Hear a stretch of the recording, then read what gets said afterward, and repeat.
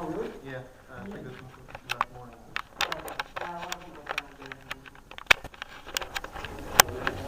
Okay.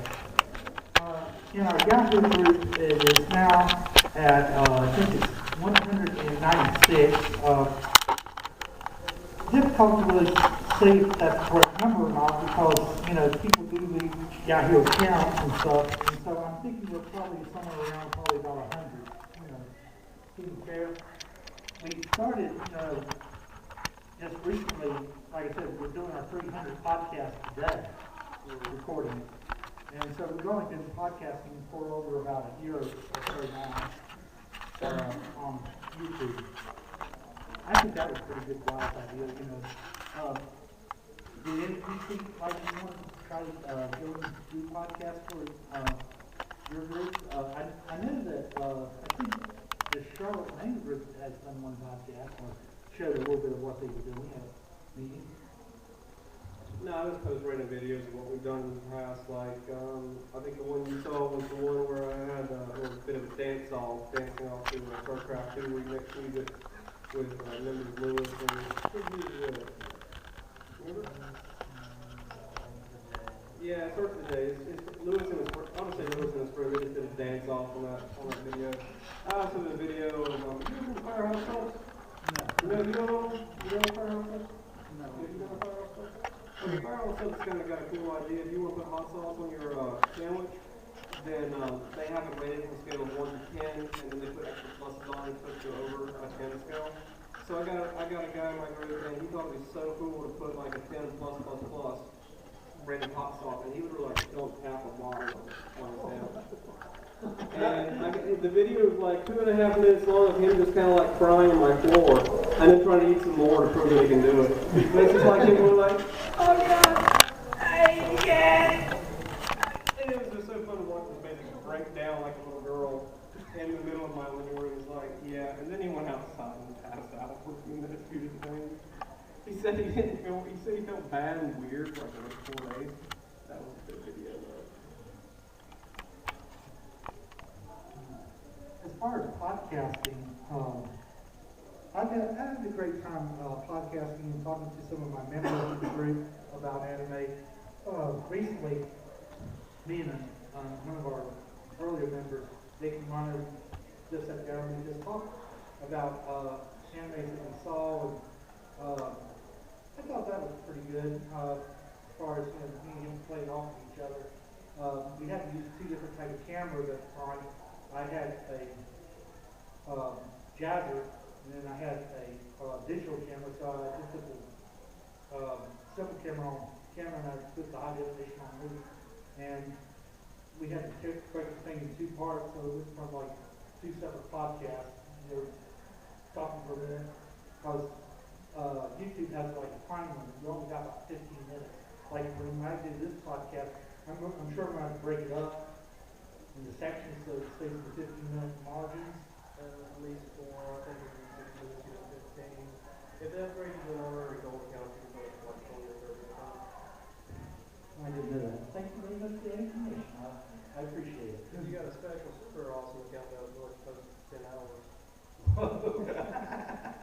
But you need a friend who has a friend who has that.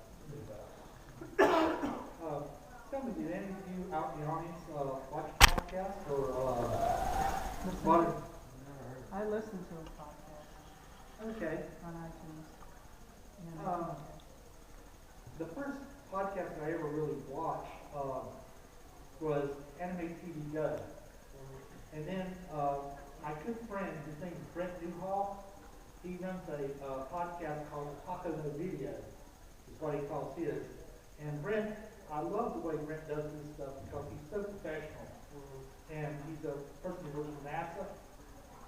And I just like Brent's style because Brent will go in and just, he doesn't try to give away what the series is about, but he does talk about art direction and what they're looking from a director's point of view about how the anime is set up. And he introduced me to some very interesting shows and some very interesting people, like this one singer, you probably know her, Naomi Yusiki. She's done different anime series, The Voice Actress. She's also a top singer over there in Japan. She's very well done, very good, excellent. She's the first woman who ever got to sing at the Tokyo Dome as a, being a voice actress. What about you? Okay, who do you like as far as singing,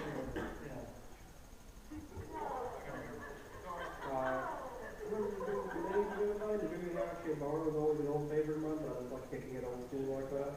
It's cool when I get to say that she's old school now, because the first time she was really But I was looking at whatever sounds good. I'm not really good with the names. Like I was in the Yoko Kano symphonic albums, like Cowboy Bebop soundtrack. Frick yeah. Macross Plus. Oh yeah. Macross Plus is a beautiful album, especially the Sharon Apple Cream Puff one with the 4 tracks on it. So good. Yeah, anything with Yoko Kano is instant gold in my book. I'll listen to her all day long.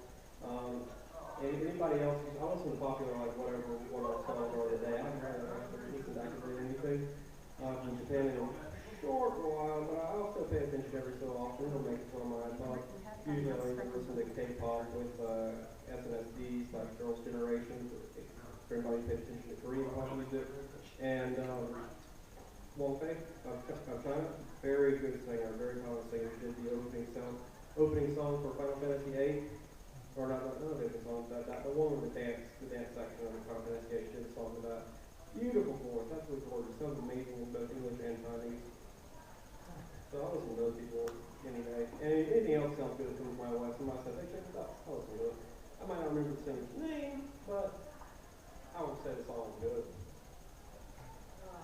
I have to agree with Yoko Kano. She is absolutely amazing. I can't describe it words.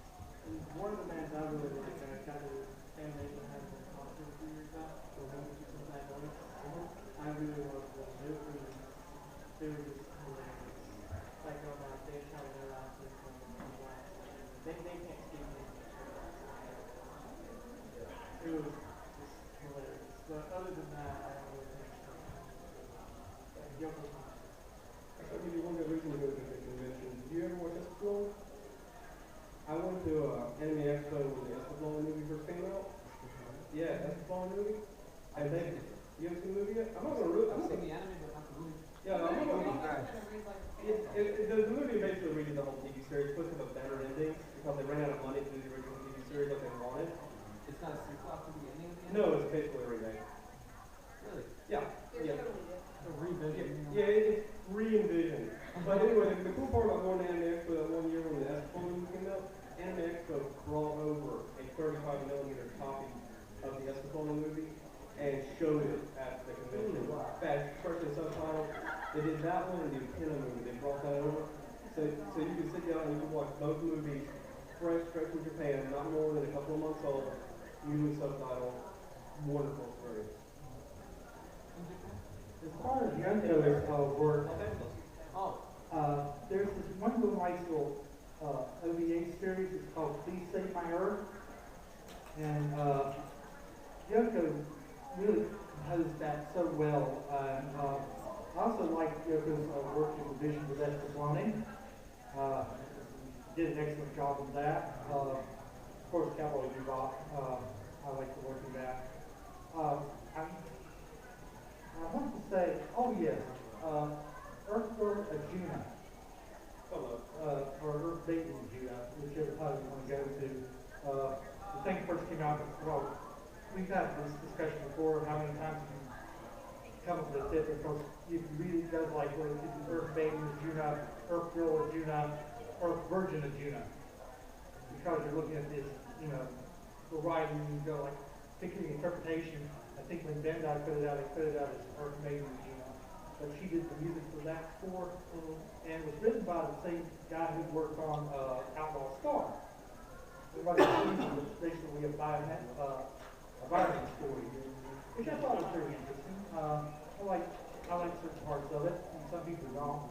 It can be very preachy at times, I felt like, but it was a very interesting anime. Played their meeting a few times, and got quite different responses at different times. Have you ever had that where you go and you say, okay, I'll show this one anime, get a good response there, and we show it again, get a different response there, or has that ever happened with you? Not really. For the same guy when we started shotgun to Rocky, we could like yeah, so yeah, we started a show that like one afternoon, and I had like a whole plan of things we were gonna show. That was gonna be like a couple of episodes worth. Everybody dug it to the point of like, yeah, let's just keep shotgunning this for the whole day. So we ended up watching like half a TV series in one afternoon.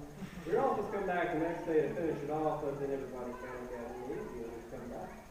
But it was a pretty good series. I like it. Pretty good ending. It's actually the anime version of basically of a game. Yeah. That's why everybody, whenever they keep dying, it's like bad end, and then they start again. It's like, okay, play the game this time and don't die. Ah, you died. try it through. Now you died. You secretly drove everybody in your village crazy, and they all became psychopath murderers. So try it. I was like anime series if you ever watched it, just watch it once, first time, second time you watch it, totally different experience when you watch it.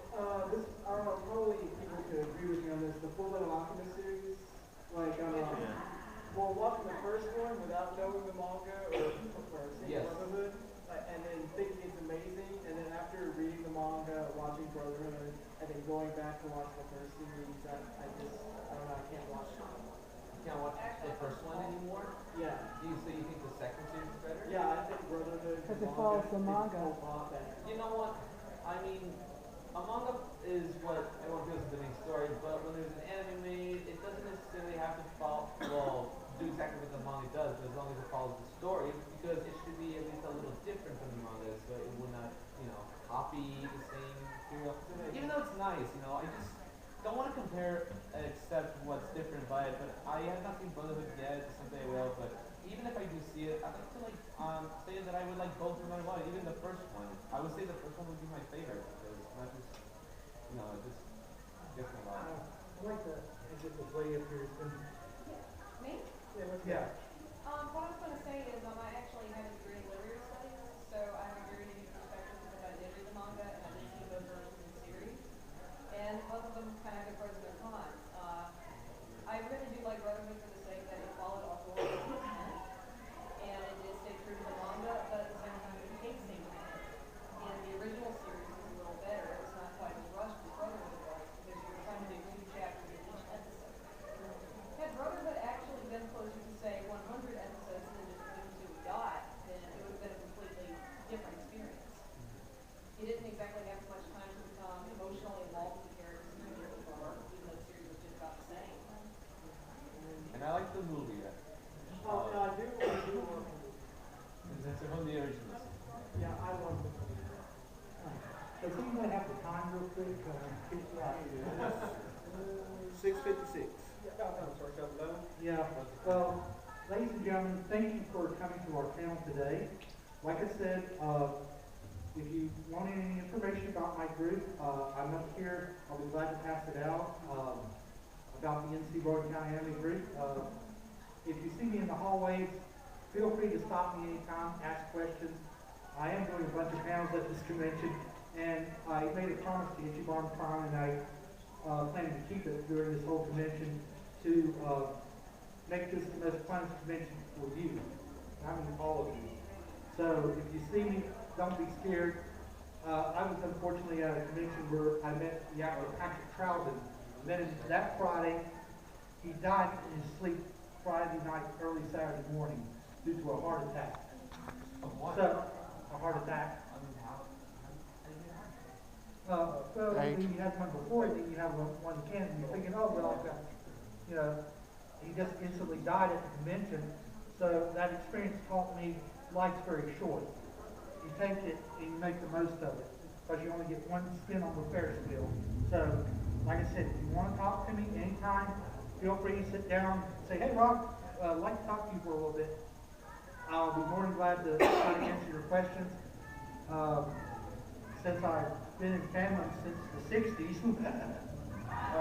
I do have a lot of different stories. So thank you for coming to this panel, and we wish you a very good day. Goodbye.